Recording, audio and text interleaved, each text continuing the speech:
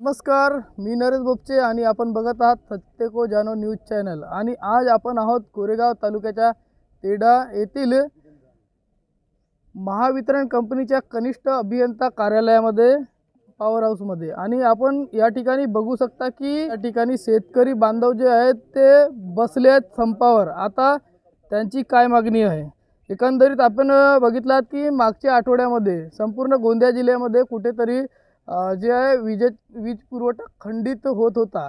आमगाव तालुका, देवरी तालुका आणि सालेकसा तालुक्यामध्ये 2-2, 3-3 तास जे आहे वीज पुरवठा 24 घंट्यातून असा म्हणजे 12 तास कमीत कमी वीज पुरवठा खंडित होत होता। तर त्यामध्ये प्रॉब्लेम असे होते की आमगाव येथील जे ट्रान्सफर होते 50 MVA ते उडालेले होते आणि त्यामुळे संपूर्ण गोंदिया जिल्ह्यामध्ये कुठेतरी वीज पुरवठा खंडित झाला आणि त्यामुळे कमीत कमी 7 ते 8 दिवस हा वीज पुरवठा एकंदरीत खंडित राहिला। आणि त्यानंतर आमगाव तालुक्यात 25 व्होल्टच्या पॉवर हाऊस लागल्यामुळे कुठेतरी विद्युत पुरवठा हा सुरळीत झालेला आहे। पण गोरेगाव तालुक्यामध्ये आतासुद्धा म्हणजे मागील 10-15 दिवसापासून वीज पुरवठा कुठेतरी खंडित होत आहे। आणि त्याच कारणामुळे या ठिकाणी जे शेतकरी आहेत त्यांची जे शेती आहे रब्बी पिकाची ते मरत आहे आणि त्यांचे लाखो रुपयाचे नुकसान होत आहे आणि शेतकऱ्यावर कुठेतरी उपासमारीची वेळ येणार आहे। म्हणून जे शेतकरी या ठिकाणी एकंदरीत जमलेले आहेत, आपण ज्याप्रमाणे बघू शकलेले आहेत। तर काय मुख्यतः त्यांची मागणी आहे आणि केव्हापर्यंत ते बसणार आहेत ते जाणून घेऊया त्यांच्याशी। काय म्हणाल, काय परिचय आणि केव्हापासून हा वीज पुरवठा खंडित होण्याचा त्रास होत आहे आणि त्यामुळे काय काय नुकसान होत आहे? नमस्कार, मी डॉक्टर विवेक मेंढे, शेतकरी। आमचा ह्या तेढा उपकेंद्रा अंतर्गत येणाऱ्या पठाणटोला फिडरमधला। आज आम्ही मी सर्वप्रथम आपणास सांगू इच्छितो की आमचा हा कुठल्याही प्रकारचा मोर्चा नाही। आम्ही सगळे निवेदन देण्यासाठी या ठिकाणी आलेलो आहोत। आमची शेती पंपावरची जी लाईट होती ती आम्हाला 12 तास मिळत होती, सकाळी 6 वाजेपासून सायंकाळी 6 वाजेपर्यंत अशी 12 तास, आणि दुसऱ्या आठवड्याला संध्याकाळी 6 वाजेपासून सकाळी 6 वाजेपर्यंत अशा प्रकारची आमची आजपर्यंतची शेड्यूलिंग होती आणि त्याच अनुषंगाने लाईट येत होती। पण अचानक मागच्या 15 दिवसापासून यांचे काही ट्रान्सफॉर्मरमध्ये बिघाड झाला, काय झालं, लाईट्स अप डाऊन होत होते।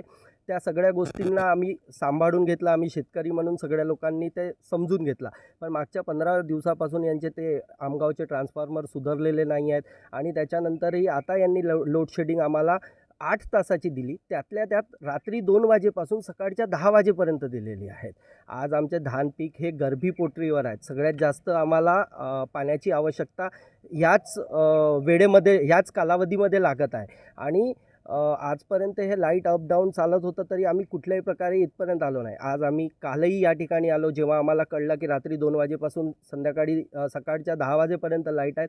काल आलो, आम्ही अधिकाऱ्यांसोबत चर्चा केली, यांचे DY असतील, मग अजून गोंदियाचे अधिकारी असतील, कोणी जैन साहेब, यांच्याशी वगैरे आम्ही सगळी चर्चा फोनद्वारे केली। त्यानंतर आम्ही कालच यांना सांगितलं की आम्ही सकाळी 10 वाजे या ठिकाणी तुमच्यापर्यंत निवेदन देण्यासाठी येणार आहोत। तरी 10 वाजेपासून एवढे हजारोच्या संख्येने शेतकरी या ठिकाणी बसलेले आहेत। अधिकारी 1 ते 1:30 वाजे या ठिकाणी आमचं साधा निवेदन स्वीकारण्यासाठी या ठिकाणी आले।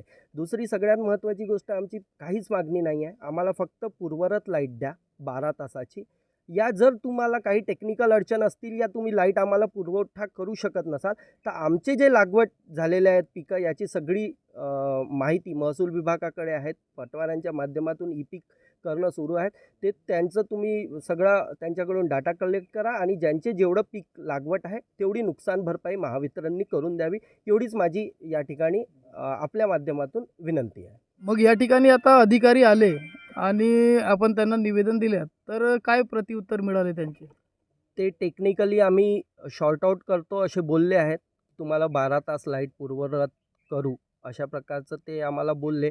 पण त्यातही जे अधिकारी आले आहेत ते आम्हाला आश्वस्त करू शकत नाही। या ठिकाणी सगळे लोक बसले आहेत, ते लोक आमच्या सगळ्यांची मागणी त्यांना ही आहे की जे आम्हाला आश्वस्त करतील अशा अधिकाऱ्यांना या ठिकाणी बोलवा।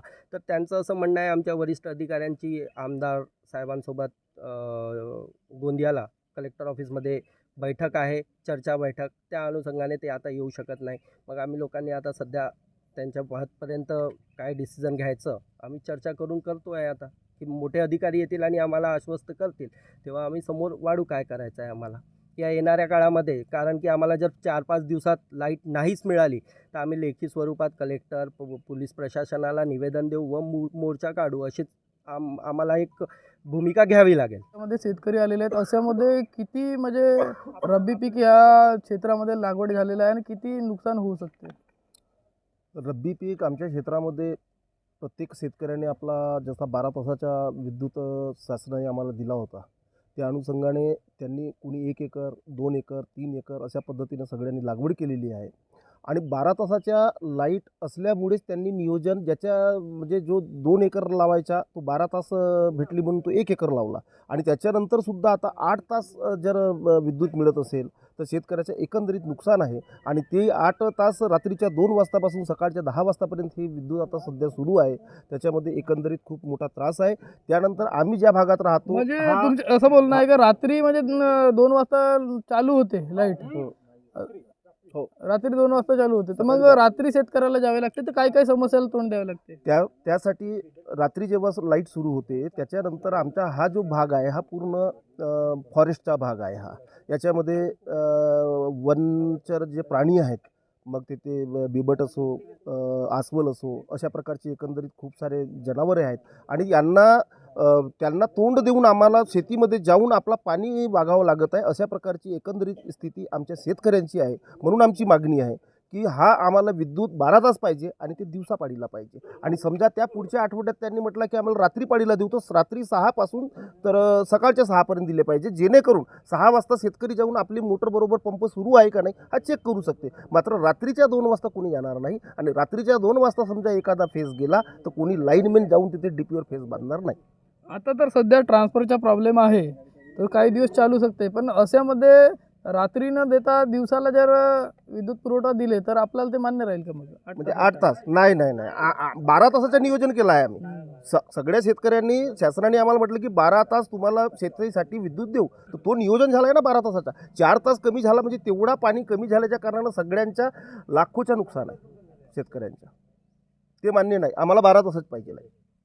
तर निश्चितच आपण या ठिकाणी बघू शकतात की शेतकऱ्यांची काय मागणी आहे की 12 तास विद्युत पुरवठा होणार, म्हणून शेतकऱ्यांनी रब्बी पीक लावलेलं आहे. आणि त्यातही आता 8 तास मिळत आहेत, तेही रात्रीच्या 2 वाजता. तर अशामध्ये रात्री बेरात्री शेतकऱ्याला जावे लागते आणि अनेक जंगली हिंसक प्राणीपासून आपले जीव मुठीत ठेवून ते पाणी देण्याकरता शेतामध्ये जात असतात. तर त्यांची अशी मागणी आहे की 12 तास विद्युत पुरवठा करण्यात यावा आणि ते दिवसाला करण्यात यावा, अशी त्यांची मागणी आहे. आता आपण जाणून घेऊया की आता हे या ठिकाणी निवेदनच देण्याकरता आलेले आहेत की या ठिकाणी ते मागणी पूर्ण होईपर्यंत बसणार आहेत. काय म्हणाल, आता या ठिकाणी निवेदन देण्याकरिता आपण आलेलेच आहात, तर आता या ठिकाणी बसणार, आता दरी लावून बसलेले आहात, तर बसणार मागणी पूर्ण होईपर्यंत की जाणार निवेदन देऊन? आम्ही सर्व शेतकरी इथं सकाळच्या 10 वाजतापासून इथं बसून आहोत. आणि आत्ता लगेच अर्ध्या तासाच्या आधी गोंद्यावरून 3-4 कर्मचारी आलेले आहेत. परंतु ते म्हणतात की आमच्या हातात काही पॉवर नाही, ते फक्त आम्हाला एक लॉलीपॉप देण्याकरता आले आहेत. त्यांनी आपल्या सिनियरला इथून फोन केला, कोणी जयंत साहेब आहेत म्हणून सांगत आहेत. ते जयंत साहेब आता थोड्या वेळात येणार आहेत आणि ते काय आम्हाला आश्वासन देतात. आणि आम्ही आश्वासनावरती जगणार नाही, आम्हाला पूर्ण 100% गॅरंटी पाहिजे. कारण की आमची शेती मरत आहे, शेती मरत आहेत म्हणजेच आम्ही किसान मरत आहोत. त्यांनी आम्हाला या तर आमची विद्युत पूर्ववत करून द्यावी, अन्यथा आमची जे डिमांड आहे की एकराप्रमाणे आम्हाला नुकसान भरपाई करून द्यावं. तर एकीकडे बोलले जात आहे की शेतकरी हा जगाचा पोशिंदा असतो आणि पोशिंदा जर मरत असेल तर हे मोठी शोकांतिका आहे. अशामध्ये महावितरणचे अधिकारी कर्मचाऱ्याचे काय बोलणे राहील ते सुद्धा आपण बघूया. महावितरणचे उपकार्यकारी अभियंता आपल्यासोबत आहेत. काय म्हणाल साहेब, आता अनेक शेतकरी या ठिकाणी आले आहेत, निवेदन दिलेले आहेत, तर यांची समस्याची आपल्याला जाणीव झालेली आहे, तर यावर काय उपाययोजना काढेल महावितरण? ॲक्च्युली कसं आहे, आमगावला जो 50 MVA पॉवर ट्रान्सफर तर त्यामुळे ह्या सध्या जे प्रॉब्लेम आहेत त्यामुळे आहेत. तर ते एक आमचं काम चालू आहे, म्हणजे लवकरच आम्ही 50 MVA पॉवर ट्रान्सफर तिथं लावू. आणि दुसरं जे आमच्या ह्या तेळा सबस्टेशनमध्ये जे लोड शेडिंगचा इश्यू आहे तर ते जेवढा आम्हाला लोड मॅनेज करता येईल तर ते मॅनेज करून यांना जास्तीत जास्त कसा विद्युत पुरवठा देता येईल ते आपण प्रयत्न करू. त्यांची दुसरी समस्या अशी आहे की रात्रीच्या 2 वाजतापासून त्यांना विद्युत पुरवठा करण्यात येते. त्यामुळे कसं की जे वन्य हिंसक प्राणी आहेत त्यांच्यासुद्धा त्यांना सामना करावा लागतो. तर ते दिवसाला पाहिजे असं त्यांचे बोलणं आहे. त्यावर काय म्हणाल? कसं आहे, आपल्याकडे पॉवर ट्रान्सफर इथं जो आहे 5 MVAचा आहे. तर सगळे फिडर जर आपण एकत्र दिवसाला चालू केले तर तो पॉवर ट्रान्सफर तेवढा लोड देऊ शकत नाही. त्यामुळे काहीतरी लोकांना आपल्याला रात्री सप्लाय द्यावाच लागेल. तर तो आहे विषय. आपण म्हणजे इथं आता नवीन काही पॉवर ट्रान्सफर अजून लावता येईल का दुसऱ्या काही योजनेमधून, तर ते आपण प्रयत्न करू शकतो. पण म्हणजे त्यांना आता 100% आश्वासन मिळू शकत नाही, फक्त प्रयत्न सुरू आहे. हां, आता आमचे वरिष्ठ अधिकारीसुद्धा इथे येतील तर ते याच्यावर अजून तुम्हाला जास्त म्हणजे डिटेलमध्ये सांगतील की काय अजून करता येईल. निश्चितच आपल्यासोबत महावितरणचे उपकार्यकारी अभियंता होते आणि त्यांनी शेतकऱ्याची समस्या ऐकून घेतलेलं आहे. पण कुठेतरी टेक्निकल समस्या असल्यामुळे ते त्यांच्या समस्या दूर करण्याचा प्रयत्न करत आहेत. पण ते आत्ता समस्या दूर करू शकत नाही असा कुठेतरी त्यांचं बोलणं होतं. आता त्यांचे वरिष्ठ अधिकारी या ठिकाणी येणार आहेत आणि ते आता यावर काय तोडगा काढतील हे मात्र बघणे आता महत्त्वाचे ठरलेले आहे. तर अशाच बातमीकरिता सत्य को जाणो न्यूजला बघत राहा. मिळूया पुढील बातमीमध्ये. तोपर्यंत नमस्कार.